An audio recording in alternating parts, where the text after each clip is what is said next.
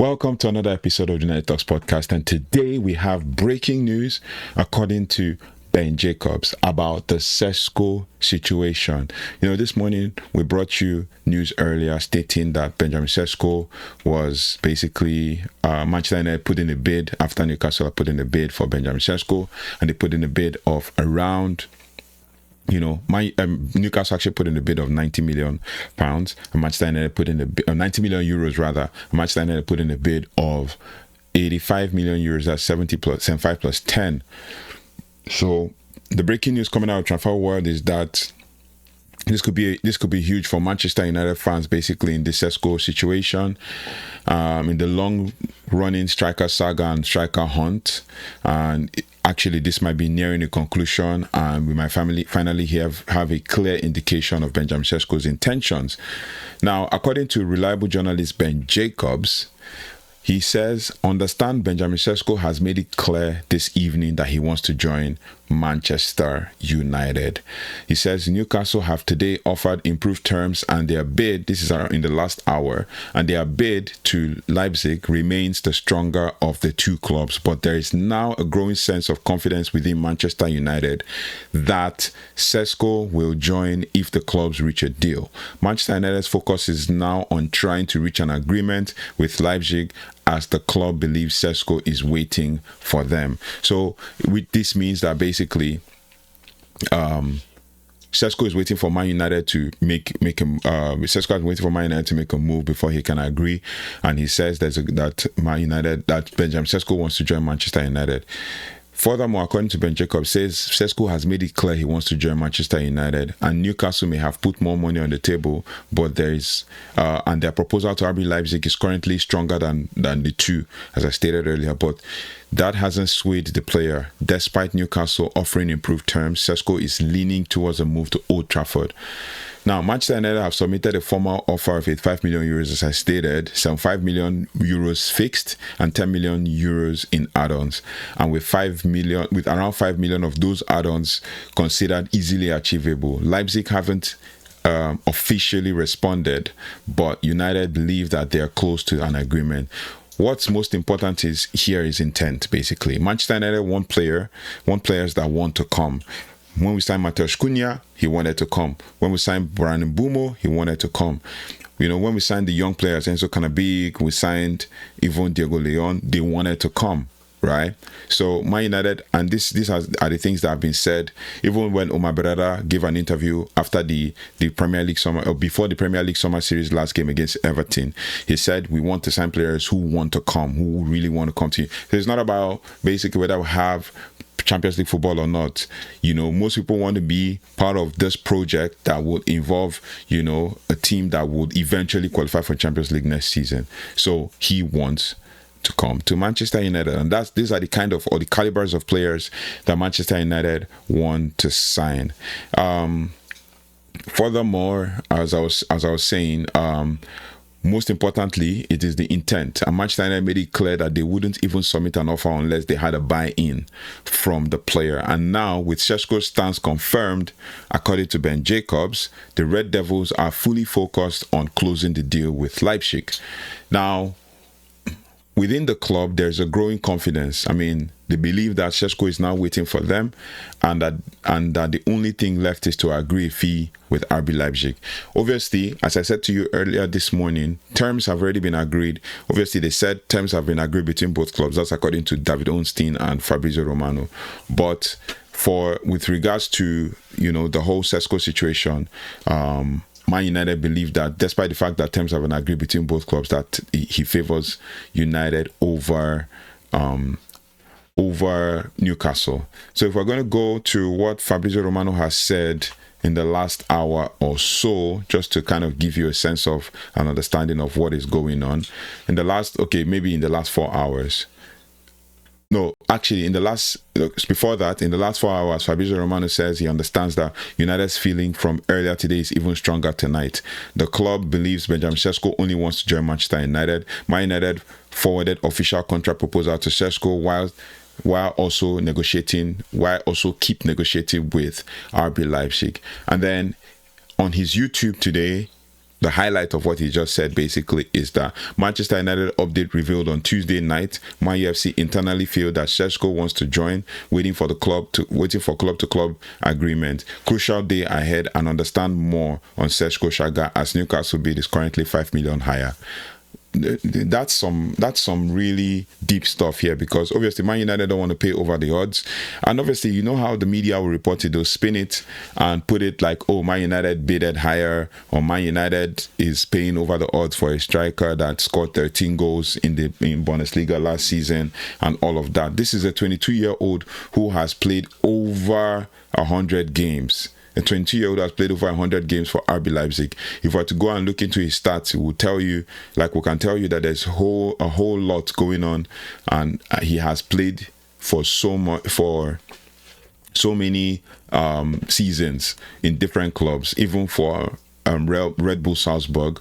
He has played for Red Bull Salzburg. Now he's playing for RB Leipzig and all of that. Now, if we're going to go based on, if we're taking it back to when he first started in 2020-2021 season, he played for Leipzig. Leipzig is probably one of the clubs in his country. He played 2 seasons for FC Leipzig, and he played 29 games, right, and scored 22 goals.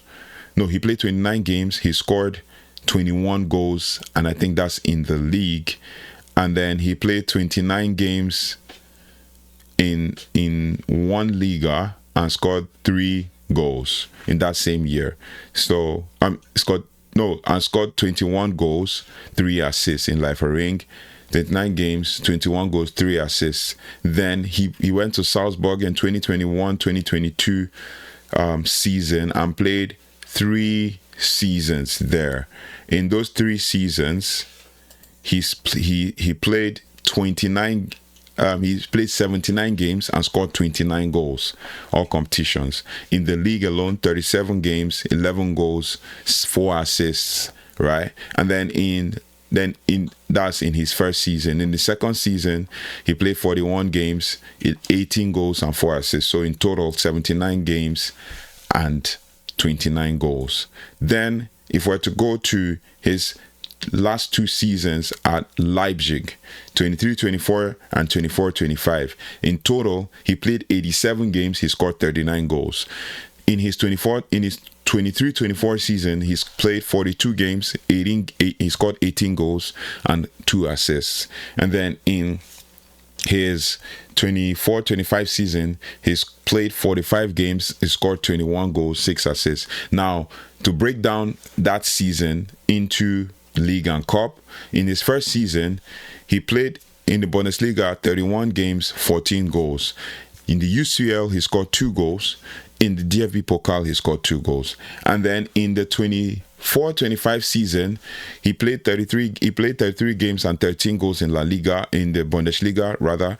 And then in DFB Pokal, 4 games, 4 goals. And then in the Champions League, 8 games, 4 goals. Then in that DFB Pokal, he had 5 goal contributions. That's 4 goals and 1 assist in 4 games. And then in the Bundesliga, he had 18 goal contributions in 33 games. So a total of 45 games, and he scored 21 goals and he had 6 assists. So in 2 seasons, he's played 87, he scored 39. So that's a very good return for a 22-year-old in his early 20s, if you know what I mean. So basically, he was signed for 3 million to Salzburg, then went on loan to Leipzig, and then it came back to Salzburg, and then from Salzburg they sold him 24 million to RB Leipzig, and then he renewed his contract in 23-24, and that's why I believe he's cost that much. So there's a whole lot we need to talk about. I know the media is pushing the narrative that he scored only 13 goals in La Liga, in the Bundesliga. I keep saying La Liga. In the Bundesliga, he scored 13 goals and all of that, but he's done really well in Bundesliga. He's had a good run of games, a good run of seasons, in German Bundesliga and in the Austrian league and all of that, and he's really, really done well. So I don't know where the narrative is coming from that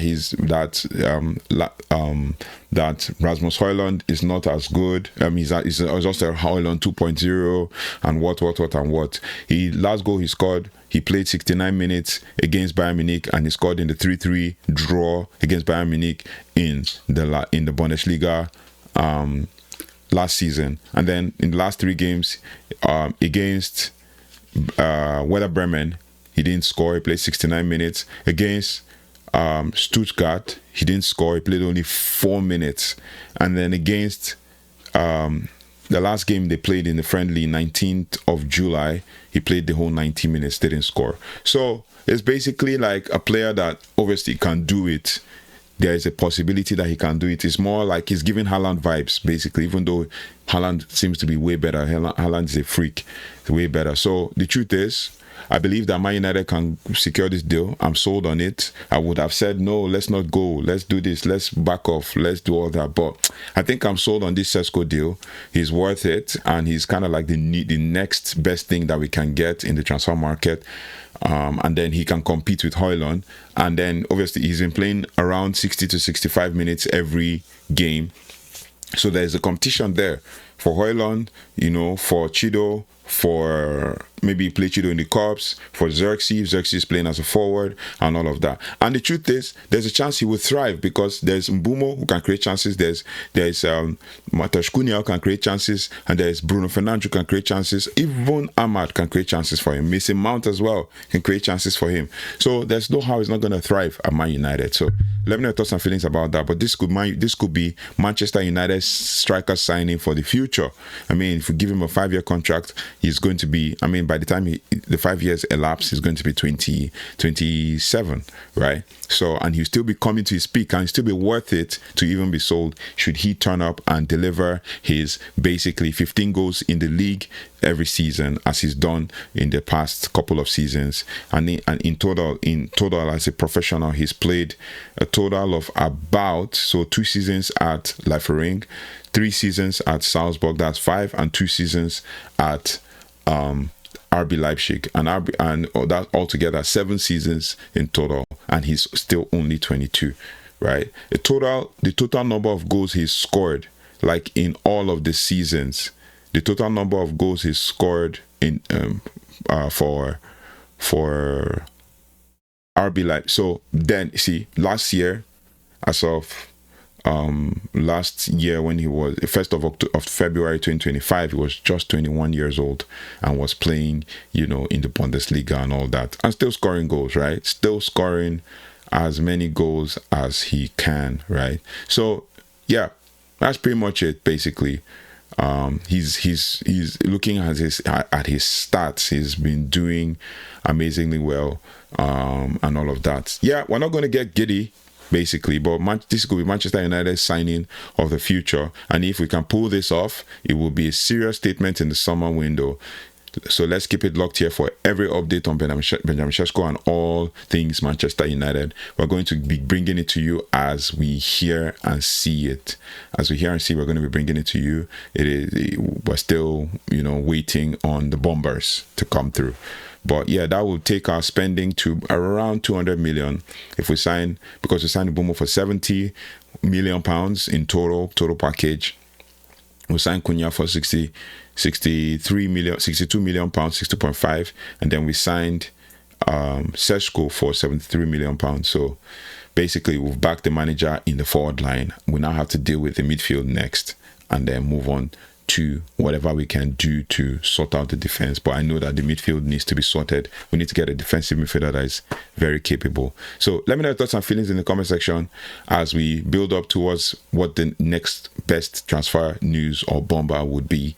Thank you so much for liking, sharing, and subscribing. We've really hit another milestone, and we keep growing. We keep building a community together. Thank you so much for liking, sharing, and subscribing. I don't take your comments also for granted. I'll see you on the next one. Take care, goodbye, and God bless.